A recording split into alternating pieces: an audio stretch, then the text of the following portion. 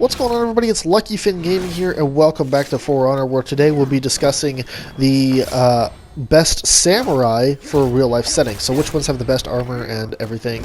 As usual, this is not looking at it from a game perspective. This is looking at it purely from a real-life perspective if they got into a real-life fight.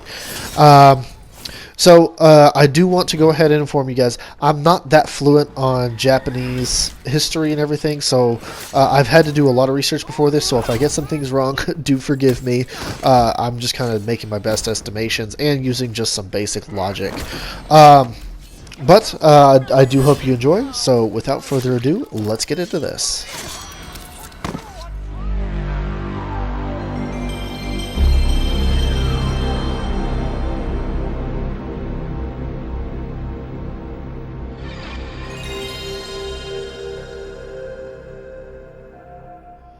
Alright guys, and starting off at number 8, we have the Hitokiri. Hitokiri is just pretty bad overall. As you can see, I'll rail about this a lot. No armor. She's just got those little arm bracers up at the top. No helmet. She's got a mask on, but again, we've discussed face masks before and how those would be largely ineffective. It looks like the rest of it is just mostly silk, and then finally her weapon would just be so hilariously bad. Unlike her counterpart in the last spot at the Vikings with Jormungandr, her weapon is just, like, I can't even take this as a, the realistic version. No, this weapon would just be bad. I've never seen anything like this, especially not this large. She would be struggling to pick this up and wield it. So, yeah, definitely Hitokiri at number 8. Alright guys, as I was saying about the Hitokiri, her weapon would be really, honestly, just like pretty bad. It would be excessively heavy, kind of like Highlander's sword, as we discussed. It would be really hard to get that thing into a full swing. Now, don't get me wrong, if you were to get that thing into a full swing, it would really do a lot of damage. However, while you're charging up such a swing, somebody could hit you and you would just go down. And given the fact that, she's got basically no armor, she's just basically begging, to get hit. And as soon as she's hit, that's basically it. She's done for. With no armor, she's going to get gashed, she's going to get stabbed through her heart, she's going to get a throat slit, so many other things. I mean, if you were, even if she was fighting an unarmed opponent, while she's charging such a weapon, they could just tackle her or push her or punch her in her face.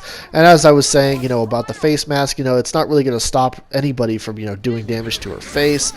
She's got no helmet, while she's charging that thing up, somebody could just get an overhead swing and just chop her in the head and she'd be dead entirely. So yeah, that's really all I have for the Hitokiri. There's not a whole lot to talk about with her, just she's really unarmed and she's got a bad weapon. So yeah, in a real life setting, she would probably get creamed pretty heavily. So let's move on to the next. Alright guys, and at the number 7 slot we have Kyoshin, and the flaws here should be pretty obvious straight out of the gate. Again, no armor, no helmet, no nothing, just some little arm bracers and some bracers, some plates over his arms. The rest of him is just covered in silk. He's got an eye patch on. I mean, he can't even see out of one eye.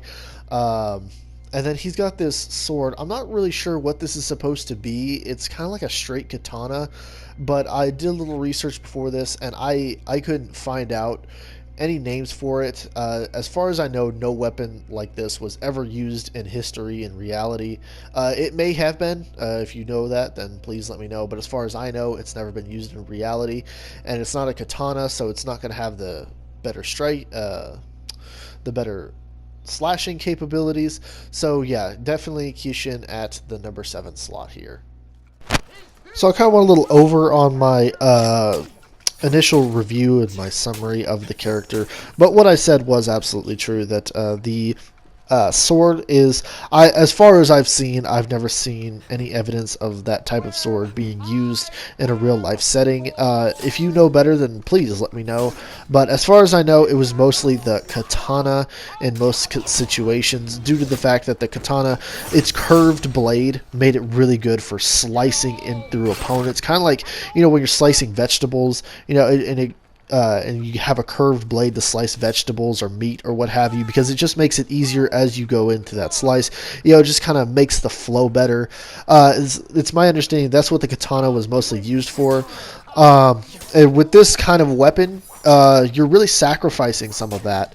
And then what's worse is it's not like it has a point like a longsword, so it's got no thrust. It's not that it doesn't have any thrusting capability, but its thrusting capabilities are heavily limited. You would not be being able to do that very much with such a weapon.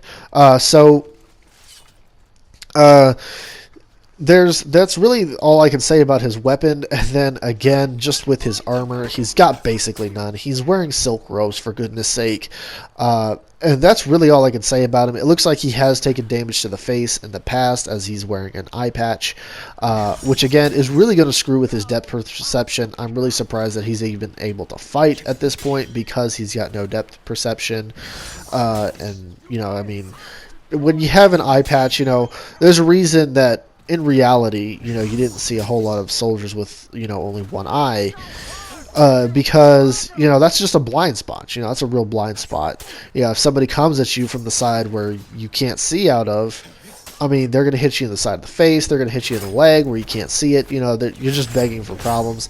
So the Kyoshin really, again, in a pretty bad spot, no weapons, mediocre weapon. I mean, it's better than Hitokiri's axe, but again, no armor. So, once again, let's move on to the next.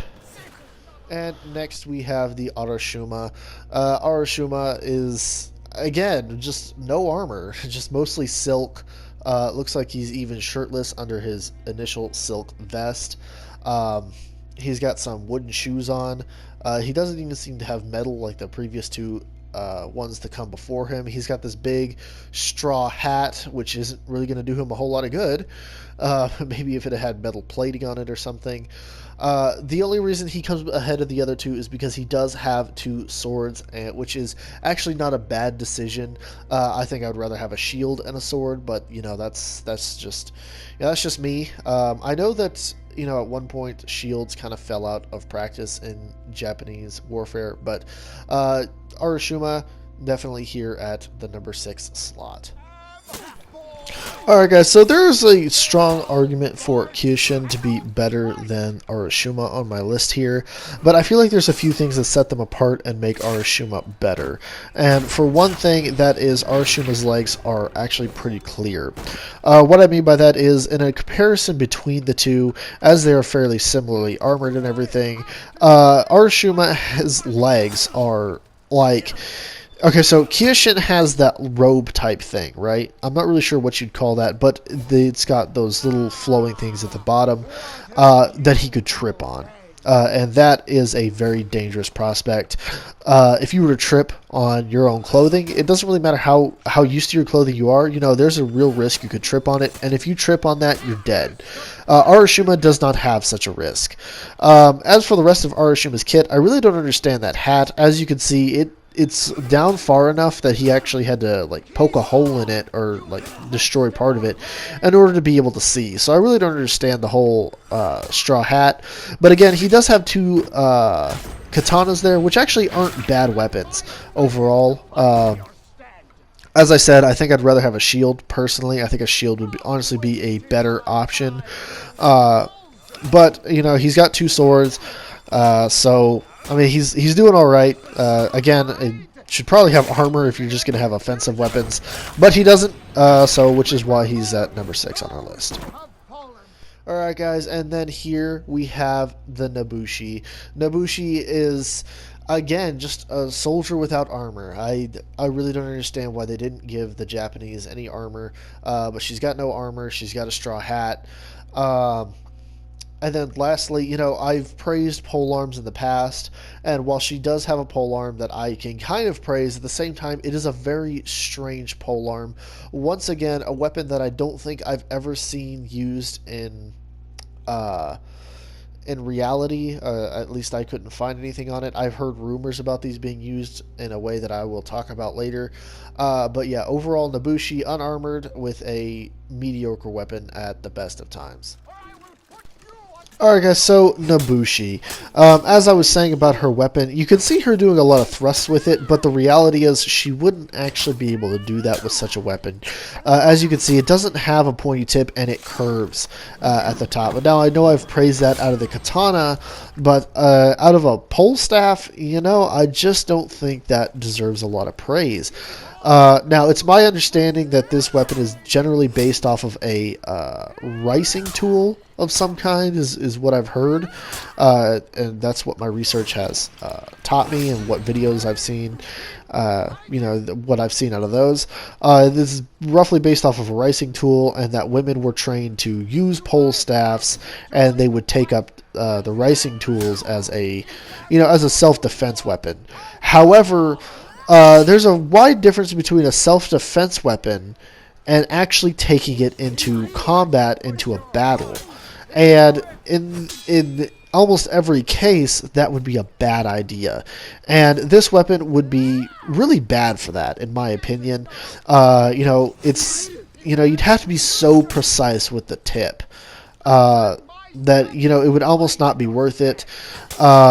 You'd be much better to just point it off and have yourself a spear, which, you know, I mean, obviously this thing is not a spear. So, and then, of course, you know, the rest of her, she doesn't have any armor, you know, to speak of. She's got a couple of things on her upper arms there, but that looks like wood, and I'll discuss the whole wood situation here in a minute. But really, that's really all I can say about her. She's got a face mask, but again, we've discussed face masks. You know, it's not going to stop blunt force to the face. So really, that's all I can say about Nobushi. Is that, you know, her weapon is kind of meh. I mean, at least she's keeping people at a distance. I can applaud that. But as far as actually killing an opponent, you know, it's not really going to do her a whole lot of good. So anyway, let's move on to the next. Alright guys, and next we have Shinobi. Shinobi is actually doing, you know, he's taken massive steps over the ones ahead of him. He's got some gambeson type armor with leather over it, which is going to be really good against slicing. It's not going to be so good against thrusts, but it will help him against slices. And then he has these two, I'm not really sure what these are supposed to be. I have seen them, but I couldn't find an exact name for them. If you know, please let me know down in the comments. I do know that they did have use in history, however. Not a lot, but they were used, and they would be actually pretty good for penetrating armor, looking at their style. The problem is, though, however, fairly apparent. Generally, he's got no protection against thrusts, and he has no helmet. So, pretty good for Shinobi, but he could be better. Alright guys, so for Shinobi here, he's got a couple of weapons called kamas, or Japanese sickles.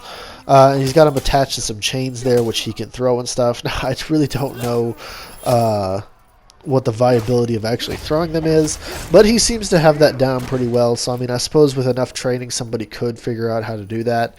But overall, do I think that these make fantastic weapons?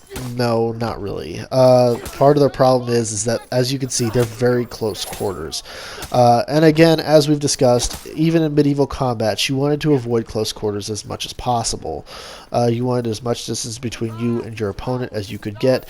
However, he does have a few other things going for him. As we've discussed, he's got some good armor. Okay, he's going to be very good, very well protected against slicing and even some thrusts. Not a lot of thrusts, but it does look like he's wearing some gambeson type armor, so it's gonna keep him protected pretty well.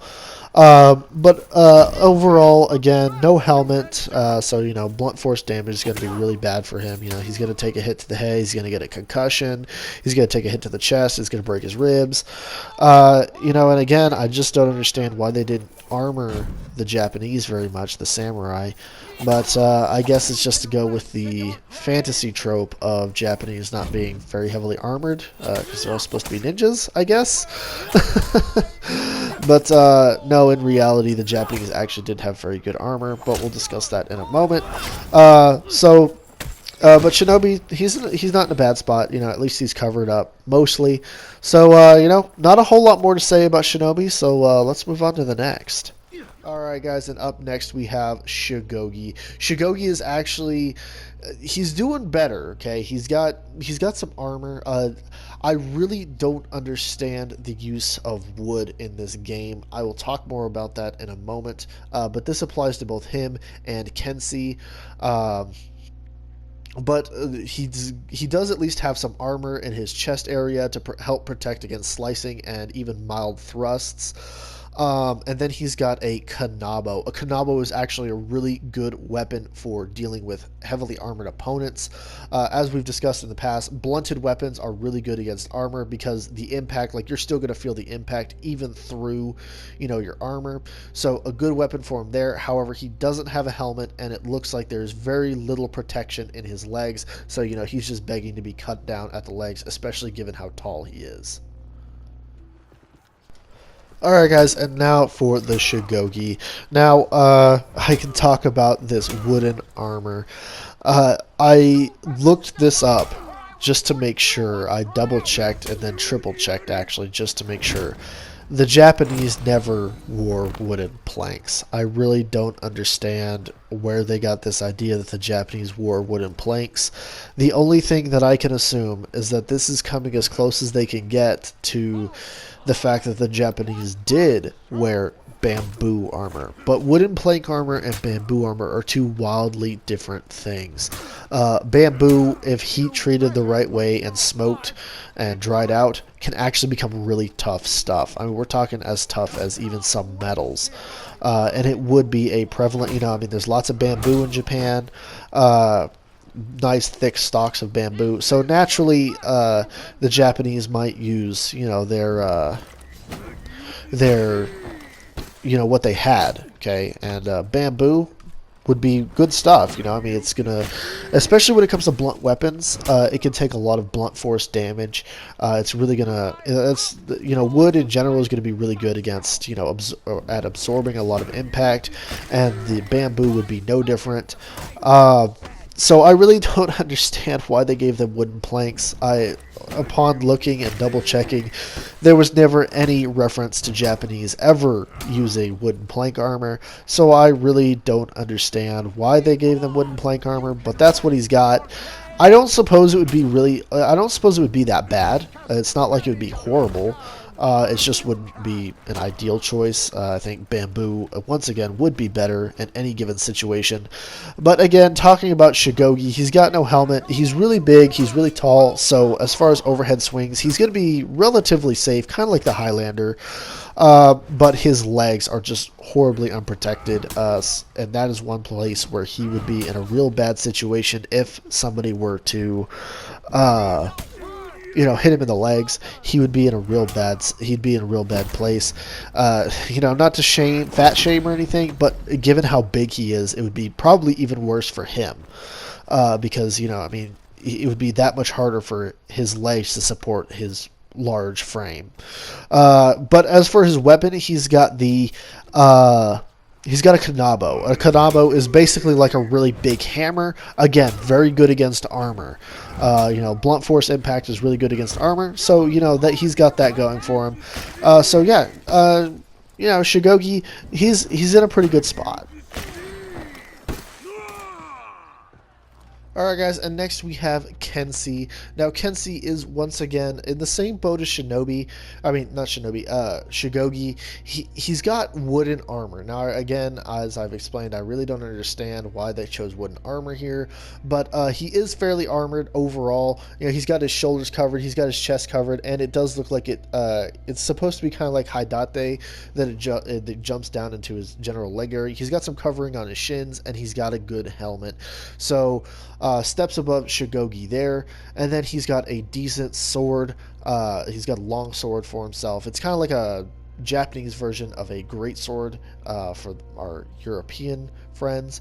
So good stuff for the Kensei here. Alright guys, and the Kensei. Again, with the wooden armor, as we discussed with Shugoki, don't really understand that, but, whatever. But he does seem to have it mostly over a large portion of his body. So, he's going to be pretty good as far as, like, getting covered up goes. heavy thrusts are probably going to do some pretty big damage to him. But overall, he's pretty well armored, and he's got a good long sword. Again, I praise long arms because that distance game is one of the most important aspects of medieval combat, and he's got a good weapon for it. So that's not a whole lot to say. He's got a good helmet as well. Good helmet to protect his head. I really can't tell what material it's made out of. Frankly, from close looks, it looks like it's a metal helmet. So he's got a metal helmet, but then he's wearing wood everywhere else. I don't get that, but whatever. But that's really all I have to say about the Kensei. So let's move on to our number 1 slot. Alright guys, and finally, I know there may be some people who are upset to hear this, but the number 1 slot is the Orochi. As much as I hate to say it, because I hate fighting Orochis myself, however, Orochi is genuinely probably the best kitted of the Japanese soldiers. As you can see, Kensei is wearing Hidate armor. Hidate armor is basically metal tied together. It's kind of like a Japanese version of scale armor, and it's really good stuff. If you look closely, it looks a little bit like wood, but once I got a very even closer look at it, it's definitely Hidate armor. It's just little plates of metal kind of tied together. Very good armor. It was used by many samurai who could afford it, so really good stuff there. The only thing that I really wish that was better about Orochi is that she wasn't just holding a katana.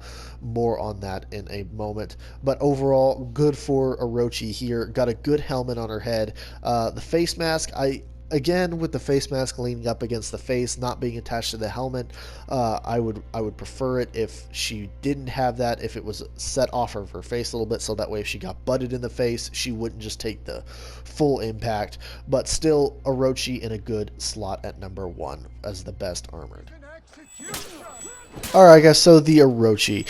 As I said, good armor. It looks like it's metal to me, with its proper tar coating, I believe is what they put over it, to help with impact absorption, which is really good.